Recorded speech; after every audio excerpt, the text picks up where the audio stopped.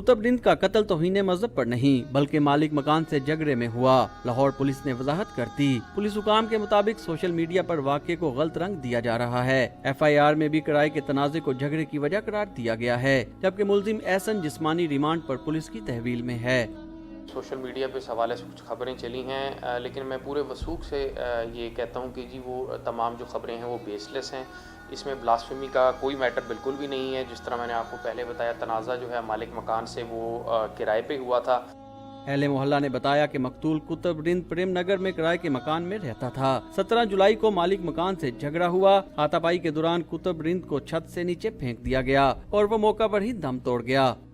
जिनका मरा है लड़का, ये सारा वही उछाल रहे हैं। कभी सिंधी पंजाबी का बना रहे हैं, उसको इशू बना रहे हैं, कभी मजहबी इशू बना रहे हैं। उनके जहन में क्या है ये तो हमें पता नहीं। बिल्कुल नहीं है, गलत है, बिल्कुल गलत।